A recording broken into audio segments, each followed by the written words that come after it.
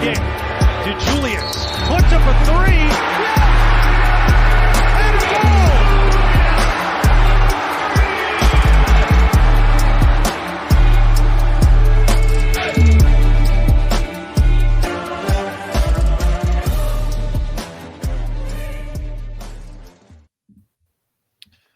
Time for Bearcat Blitz, a opening part of the week episode on the Believe Network. We love being here with you all, and we love being on Bally Sports. This is the late edition of the show for people watching on Bally Sports Ohio. A lot of fun coming your way over the next 20 to 25 minutes or so. We have an interview with UC forward Ody Oguama. The Bearcats going through the back half of their Big 12 schedule now, hunting for that first NCAA tournament berth this gate for the program. We'll talk to Ody about all that to start the show, and then we will get into the Chiefs. They win it all. The big victory for Travis Kelce. He has been to the Super Bowl the most of any Bearcats to ever play in the NFL, and he now has the most Super Bowl titles definitively of any Bearcat to ever play. We'll touch on that big victory for Kansas City and the end of the Kelce, kind of the year of the Kelces, essentially, which that's what the 2023 football season in the NFL was. And then the over-unders for Cincinnati football are posted. Their win total on FanDuel Sportsbook, 5.5 is the mark to clear. And that's, I think, the definitive bar to clear for everybody looking at this program. Neil and I will break all that down to close the show. But first, I want to tell you all about Bet Online, which continues to be your number one source for all your basketball wagering needs, including pro and college hoops throughout the year. With up-to-the-minute odds, stats, and trends, you can follow your favorite team's path to the playoffs with in-game live betting, contests, and all the best player props. Experience the world's best wagering platform anytime from your desktop or mobile device. Head to Bet Online today to become part of the team. And remember to use promo code BELIEVE, that's BLEAV, to get your 50% welcome bonus on that first deposit. Bet Online. The game starts here, where we are starting up Bearcat Blitz. I am, of course, your host, Russ Heltman. He is my co-host, Neil Meyer. You can catch us on Apple, Spotify, Google, wherever you find your podcast. Subscribe, rate, and review there. And also subscribe to the YouTube channel to catch the shows visually there as well. Talking Cats with Russ Heltman. Neil, let's go ahead and bring him in. UC forward Ody Oguama. Ody, thank you so much for taking the time this week to come on the show, my man. And love having you on. No doubt, man. I appreciate it. Yeah, absolutely. Thanks for coming on, Ody. So, Ody, you guys obviously are going through the physicality, the tough nature of the Big 12, and you have a new reinforcement that came into the fold just in the past week or so in CJ Frederick. What was it like getting him back just on the practice floor, and you guys, a whole team for the first time, really all season outside of the Dayton game? I mean, I don't see how you could look at it anything other than a plus, being that CJ provides great shooting. And I'm not sure if many fans know this about CJ either, but he's actually a pretty good defender too. Coach does like grades and everything after each game. And CJ's like one of the guys, at least when he was playing, one of the guys who always had like positive defensive grades. So, I mean, nothing but a plus coming into this last stretch of the season. Yeah, and then Ody, just talk about this transition to the Big 12 a little bit and what this season has been like. Obviously, the first month or so of conference play was a true gauntlet for you guys, but just talk about this transition and what this process has been like for you guys. Yeah, I mean, we've been I think it's been a new experience for everybody across the board, you know, just new pieces coming on the team, establishing a new team into such a powerful and dominant conference, being in the Big 12. You know, like you said, we're playing against physical teams, night in, night out. But I mean, I think it's a challenge that everyone's done their part and done a good job embracing and approaching. Clearly, no, we're not exactly where we want to be. I think personally, and I mean everyone else could definitely see it. I think this team's definitely a lot better than our record shows, and may have dropped a couple, but you know, I have faith and I'm confident in just our ability to finish out strong and whatnot. Ody, what's the key to you guys kind of just keeping that nose to the grindstone mentality of thinking like, man, we got a losing record right now in conference, but we're playing teams really tight. I don't know what the status is right now, but going into the Houston game, you guys were one of just 17 teams in the country to have a positive point differential total in conference play, but have a losing record just because of all of the close losses you guys have had. Only one loss, like one loss all season, Ody, outside of 5 points, and that was that Dayton game. Is it tough for you guys to kind of stick to that fortitude, that stick-to-itiveness, or is it kind of just we've seen the ceiling that we can be as a team? It's just about us having our full reinforcements, our full strength together now with CJ in the fold and being able to put it together in time before the end of the season. I'd say it's just that. It's really understanding that throughout the whole season, we may have not had everybody on board. Of course, in the non-con, we didn't have Aziz, Jamil, both of them at the same time. Freddie was going through a couple of injuries. CMOS as well as going through injuries. So, we've always had that thought in our head that we don't have our whole unit. We don't have anyone up to strength. Vic was just sick the past week and stuff. So, he's still recovering and everything. But we still have that mentality that we know we are a good team. Not we can be, but we are a good team. And we still keep that positive mindset no matter what, no matter, the losses, the other stuff going on with injuries and being sick. We always have that positive mindset going into practice and games that we can compete with anybody within the conference. Yeah, Ody, so obviously this season has been a season of news for you. You're embracing a new role, obviously, with the addition of the front court there with Aziz, Jamil, Vic, yourself, Sage as well in that front court. Just talk about what this process has been like and what's it like to have those caliber of players surrounding you guys there in the front court. Yeah, it's definitely different. And I'd say though, it's not necessarily, to me at least, it's not necessarily like shocking. I knew, back in the summer when guys were signing and coming to Cincinnati, that I knew like my role may not be the same as it was in previous years or just last season at all in general. But I always just kept a positive mindset and frame going into it, being that regardless of the situation, regardless of my the role that I may be placed in, I'm gonna want to do whatever it is to help the team win. So in practice, I make sure I'm at least one of the guys who's always ready to go. I'm always ready to go in practice. I'm always ready to go. And my name's called, whether it's in a game, split second, split minute, I'm always gonna be ready to go no matter what. So I just always try to keep myself prepared for the situation at any given moment. You see forward Ody Oguama joining us on Bearcat Blitz. I'm your host, Russ Seltman. He is Neil Meyer, catching us on Bally Sports. This is one of our Bally shows, or on Talking Catch with Russ Seltman, plus all of the podcast mediums as well. So, Ody, when we just look at the improvement defensively that you, as a part of this program for the past 3 years, have been able to experience and see firsthand, going from a top 80 defense efficiency-wise on KenPom to a top 55 defense efficiency-wise on KenPom to now a top 20 defense, sitting right there at 20th on the current efficiency rankings on KenPom defensively.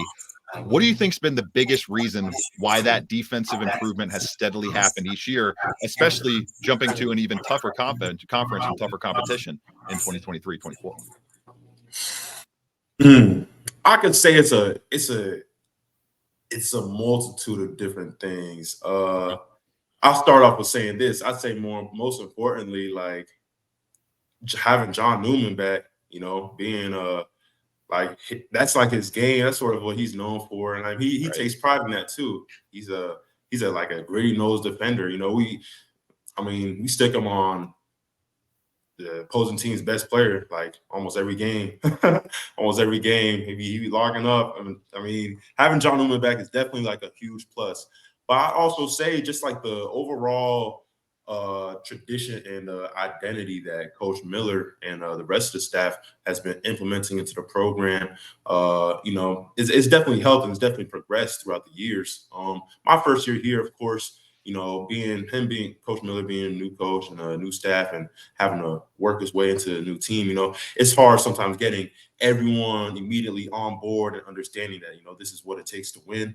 But I think just through the years, he's just gotten and earned the trust of his players and, just everyone participating within the team. And it just goes to show that when you trust and work at the details, little details that we emphasize in practice, it's just the results show for those coming. So, Ody, you mentioned John. I talked to you last year. You opened up a little bit more about your relationship with John and how you guys are close friends on and off the court. Just talk about what this journey has been like for him and how excited you are to see him come back from that knee injury a season ago to having the success he's having this season. That's my dog. That's my dog. And I'm nothing but happy for him. I'm nothing but happy for him. He's hooping. He's balling. He's doing his thing. He's also like he's a leader. I'm not sure if y'all see that within like on the court, but he's a leader. He talks to everyone within the locker room. And me and him, we always crack jokes. That's also my roommate on the road. So when we travel, like that's my roommate on the road. So we're always, talking and cracking jokes and just chopping it up. And I just have nothing but I can't feel nothing but happy for the man. Nothing but happy for the man. To bounce back from something like that, thinking that, that may be the end, but then you come back and this is how, you leave your mark. Like it's nothing but happiness for him. And speaking of him coming back from his injury as well, I have to ask you, obviously you're a big energy guy yourself. Which one was better, the dunk at UCF, the poster, or the one he had Saturday versus Houston, the putback?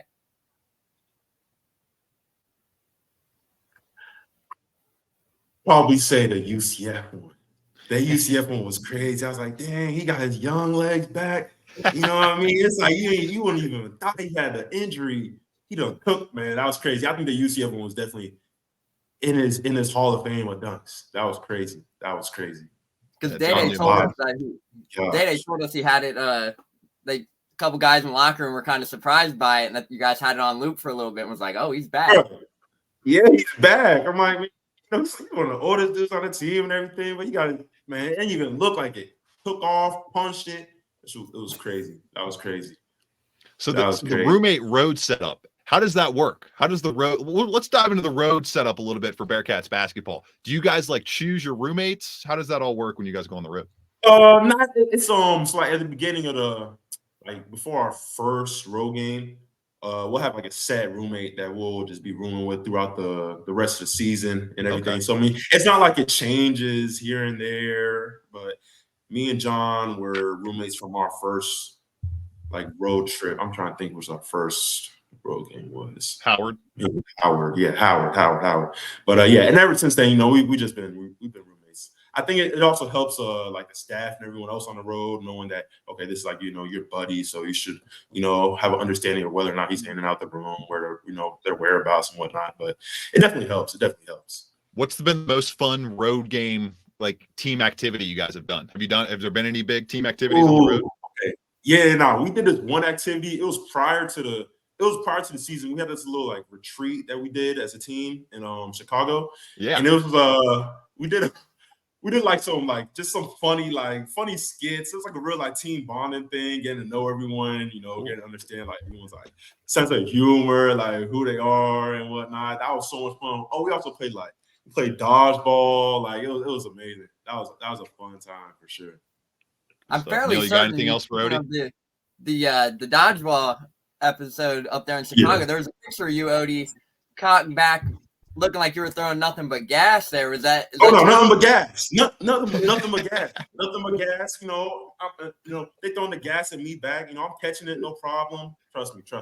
I was out there putting in work. MVP for the first game. I remember I caught the ball, secure the dub. You know how I do, man. Ain't nothing new. Awesome, Ody. I got one more question for you. This is something we asked Day Thomas as well. Rate Wes Miller's shoe game. That's something that we're talking about. We know he's got some heat. What do you think of his shoe game? Has some heat. He definitely has all sorts of heat, but I ain't gonna be on no glaze or nothing. But I'll probably give him a good 8. I'll probably give him a good 8. 8, 9. All right, respectably. Yeah, we respect it.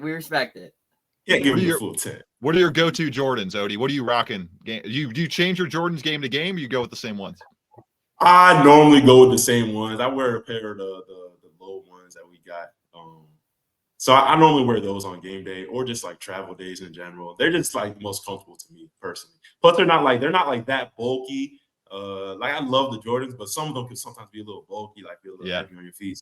But these are just, nice, casual, Good to go. Awesome. Ody Oguama. Thank you so much, Ody. We appreciate the time, my man. And Yes, good sir. luck with the back half of your guys' season. Final push towards that NCAA tournament berth. Good luck with everything. Yes, sir. We got it. No problem. Appreciate it, man. Thanks for having me, man. Appreciate you coming on, Ody. Awesome stuff with Ody Oguama. He's so much fun. I love he's Neil, what definitely you and I have been able to kind of get to know Ody over the past few years as unfortunately a less and less common theme in college basketball as a staple of the program over multiple years. Mm-hmm. He's always a joy to have on, man. He's a great time. Such a positive, outgoing guy. Always positive mindset. He's such a great guy. Such a great guy. Love having Ody Oguama on, and we love talking Travis Kelce and Bearcats football over-unders. We'll get to the win total. We'll get to the big results for the most famous alum from the Cincinnati Bearcats football program in just a moment on Bearcat Blitz.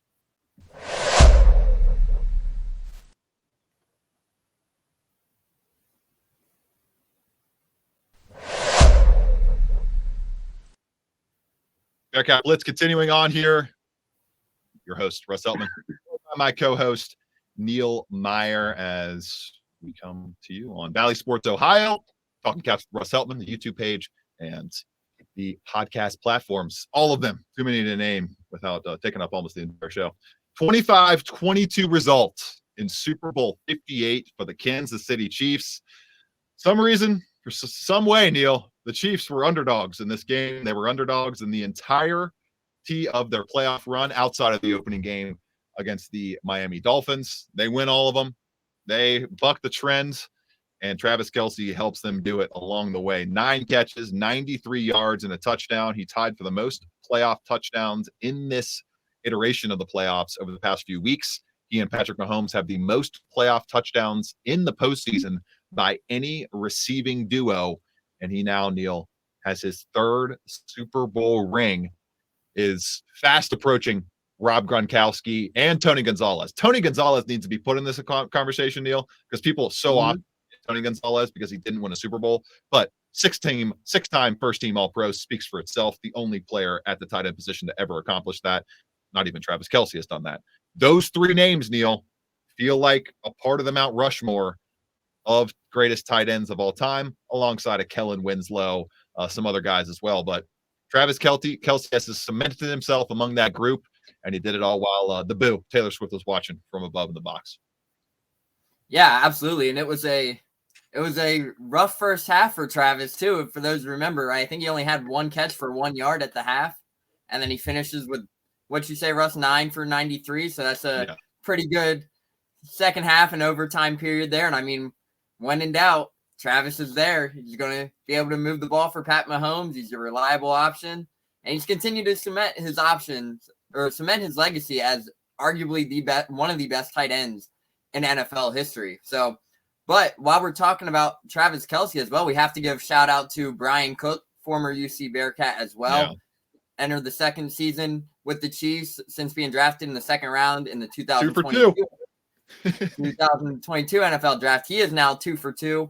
He wasn't able to play last night in the big game due to an injury he sustained earlier in the season, but was a crucial staple point for that Chiefs secondary before the injury. So he paved the way, really was a key contributor for the early parts of the season before the injury. So have to include Brian Cook in that conversation as well with Travis Kelce in terms of Bearcats getting Super Bowl rings.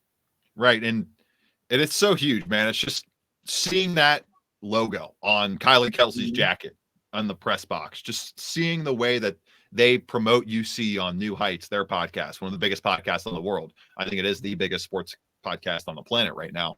It's so huge for this brand. It's so huge for the University of Cincinnati football team, and finding the best way, Neil, as we kind of transition away from the Super Bowl and move to the impact of it, finding the best way to integrate these alums in with the current roster and the incoming rosters of 2024 and 2025.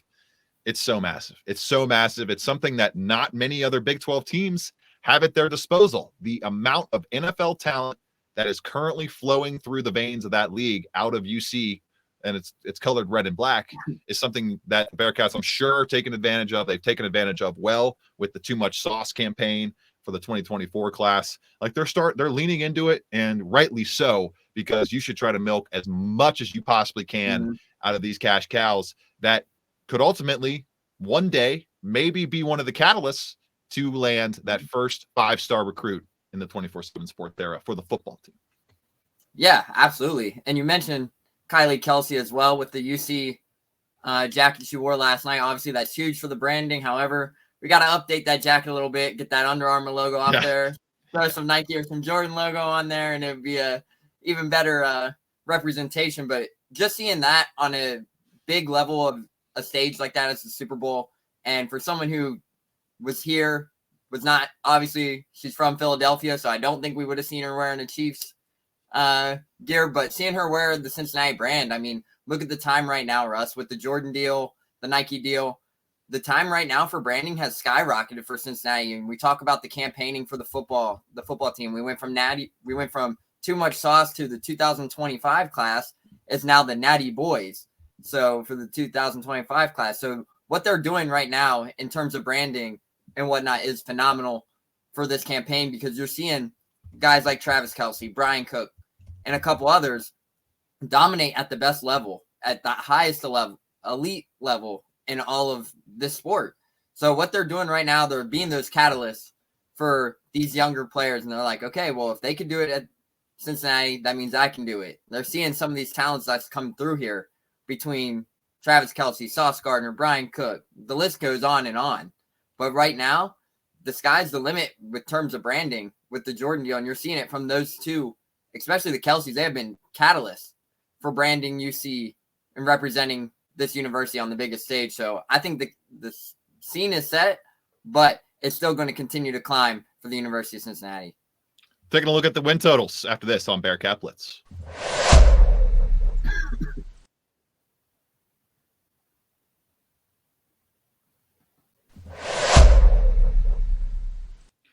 Quick look, jump in segment here, Neil. We will do a full, I'm sure, look at each and every game in the summer, the full 12-game slate, and the full number, and what we're looking at in terms of people wanting to bet or wanting to bet against the Bearcats to hit that 5.5 win total that is set currently at FanDuel Sportsbook.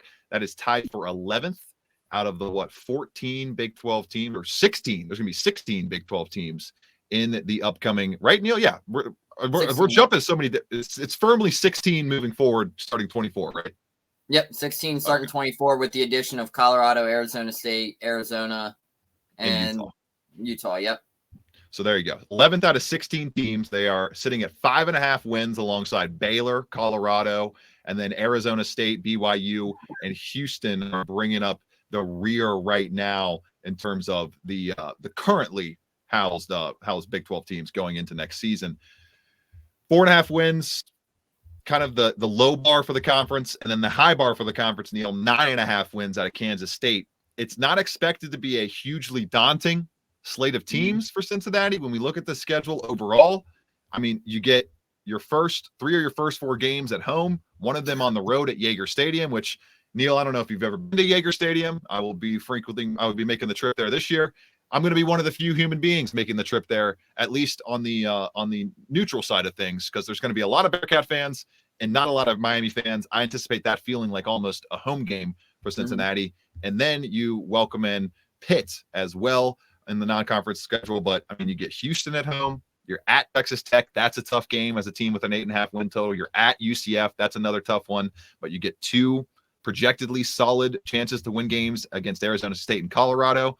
Another 2 solid chances to win games against West Virginia, and a tougher chance at Iowa State, and then 2 tough ones to close, Neil, in Kansas State and TCU. But overall, I think it's a schedule and a win total that's right on the money. The Bearcats' top goal should be 6 wins this year, and if they don't hit that, it's going to mean they failed the win total and the season was a failure. So, yeah, the over-under is set for 5.5, but overall, this, for many people who have followed us along, we've talked about this quite a few times, this is arguably the easiest strength of schedule in all of college football, according to many major outlet sites. So seeing that Out 5.5 in the number power conferences. In the power conferences. Yeah. So seeing that 5.5 number, I mean, that's kind of a great number if you ask me, because you're looking at your non-conference schedule. You have Miami, which basically will be a home game up there at Yager Stadium, as you mentioned, because not many football fans from Miami of Ohio are up there, and it's 40 minutes up the road. So it could be a packed house, especially after how last season went in the Miami game.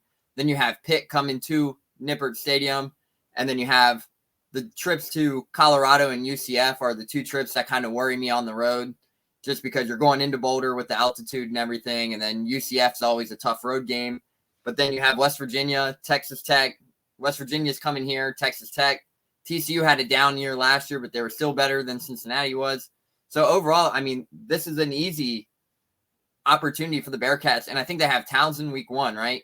Townsend week 1. So they have an opportunity there to easily hit this over. I think if they can get 6 or 7 wins, I think you sitting at great hands coming off the season that they finished just 3-9. Should be a 6-win season. There's enough talent in my mind to win 8 games with this schedule, but I thought it should have been a 6-win season last year, and I was just eye-popping at the 4.5 opening win total in 2023. The odds makers have those big buildings in Vegas for a reason. For Neil Meyer, I'm Russ Feldman. This has been Bearcat Blitz on the Believe Network, presented by Bet Online. This is the second. 15 seconds left. Shot clock off. 4-point game.